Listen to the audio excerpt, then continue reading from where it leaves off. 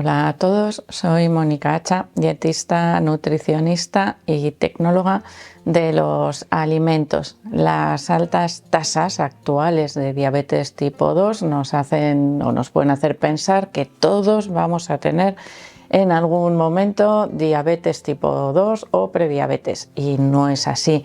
Podemos prevenir la aparición de diabetes con unas sencillas acciones en nuestro día a día.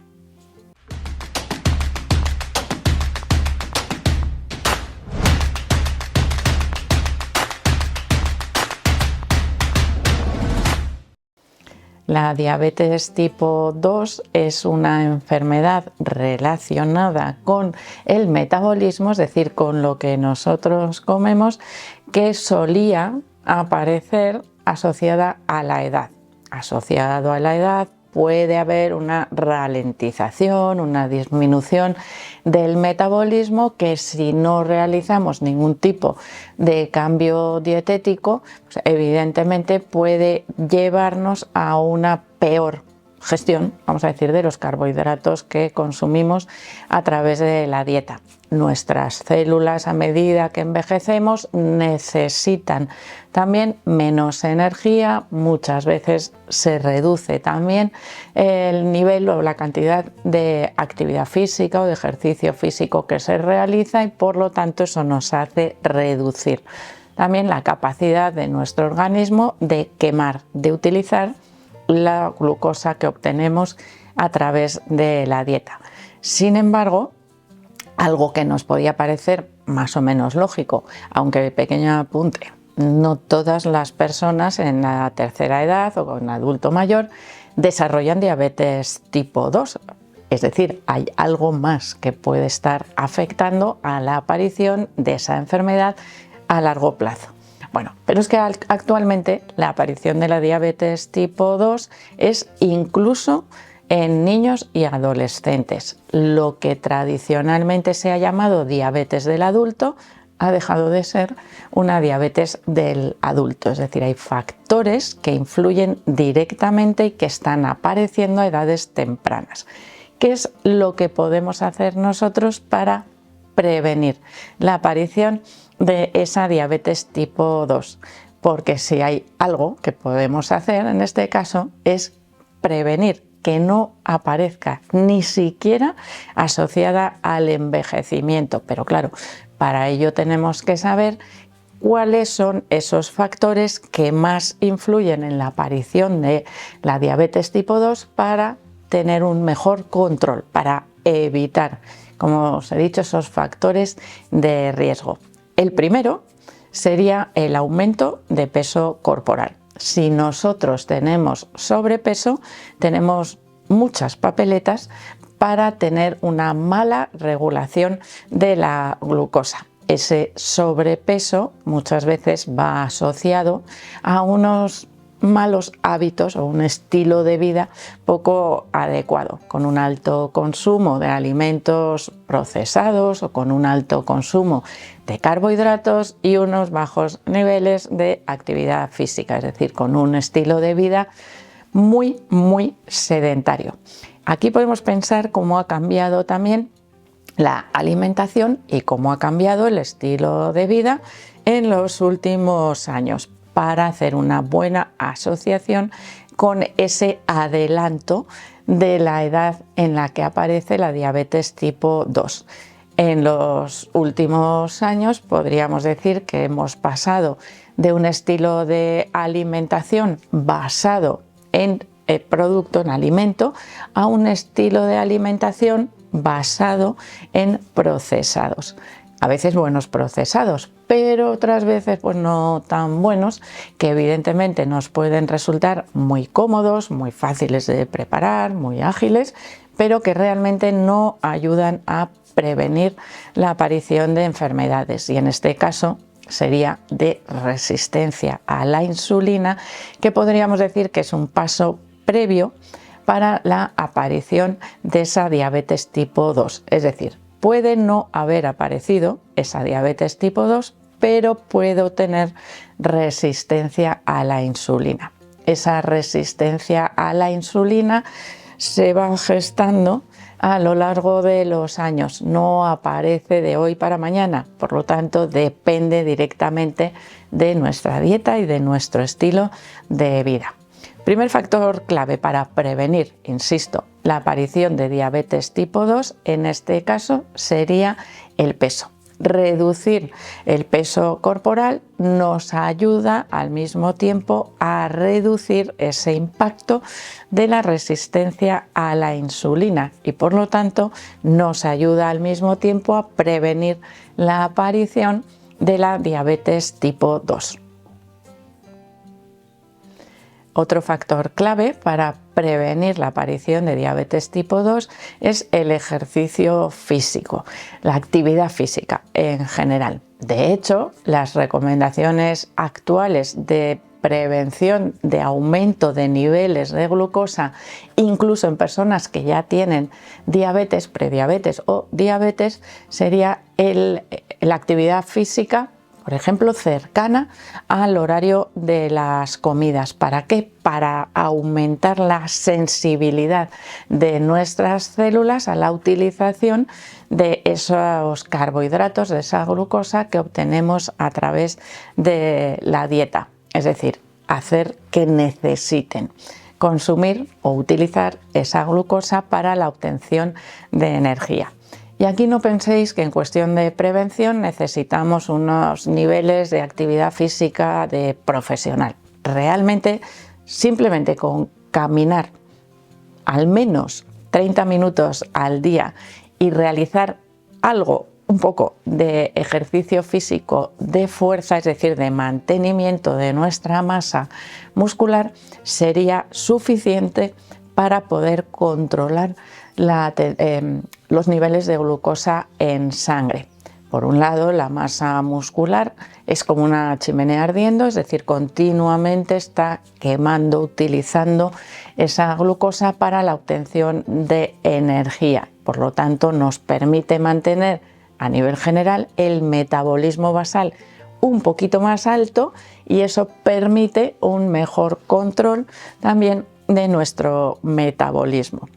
Al caminar, lo que hacemos es un ejercicio, vamos a decir, cardiovascular, que al mismo tiempo está favoreciendo que esa glucosa que circula por la sangre y que igual no hemos tenido ocasión de utilizarla, bueno, pues se vaya utilizando para la obtención de energía, es decir, que no se quede ahí aumentando en la sangre. De hecho, cuando se hacen recomendaciones, como os decía, para personas que ya tienen diabetes, la recomendación es de caminar al menos 10 minutos después de las comidas, algo que hace reducir drásticamente la glucemia, los niveles de glucosa en sangre, después de la ingesta de los alimentos. Con lo cual, el ejercicio físico habitual, es decir, realizado, aunque sea en pequeña medida, todos los días, nos ayuda a prevenir la aparición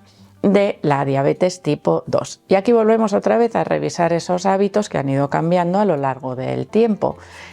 El no caminar para hacer la compra, para ir al transporte público, para ir al trabajo, el no pasar tiempo al aire libre, por ejemplo, en el tiempo de ocio, tanto entre semana como el fin de semana, sino pasarlo en casa, actividades de ocio más sedentarias, hacen que nuestro cuerpo sea menos sensible a la utilización de esa glucosa y por lo tanto que esos niveles aumenten más fácilmente. Y por último podríamos decir que evidentemente la prevención está en la cocina, en la forma de comprar y en la forma de cocinar. Si nosotros desplazamos el consumo de alimentos frescos y naturales por alimentos procesados, tenemos muchas más papeletas para tener diabetes a futuro. Si nosotros tenemos una dieta variada, equilibrada y ajustada en la cantidad de carbohidratos, evidentemente tendremos un mejor control de la glucosa que circula por nuestra sangre, ya que esas cantidades estarán adaptadas a nuestros requerimientos. Os pongo un ejemplo de cómo puede afectar la distribución de la dieta. Si yo consumo los carbohidratos, por ejemplo, principalmente a través de pan, pasta o arroz, son alimentos que es muy fácil pasarse de cantidad, es decir, comer más de lo que realmente necesitamos. Sin embargo, si yo baso o planteo el aporte de carbohidratos en mi dieta a través del consumo de frutas y verduras, es dificilísimo sobrealimentarse o pasarse de cantidad, con lo cual a veces hay que poner un poco en la balanza qué tipo de alimentos me pueden resultar más convenientes para tener un mejor control de la glucemia, de la glucosa que circula por sangre. ¿Qué ocurre con esta distribución de la dieta que os estoy hablando? Que si nos vamos a la infancia, es decir, a la educación nutricional en los niños, nos podemos fijar cómo en muchos casos, no en todos, porque evidentemente ya hay personas, hay padres muy preocupados por la alimentación de sus hijos y les dan una muy buena educación nutricional. Si nosotros, por falta de tiempo para cocinar, por poca paciencia para enseñar a nuestros hijos la importancia que tiene la variedad también y el consumo de alimentos frescos, naturales, frutas y verduras.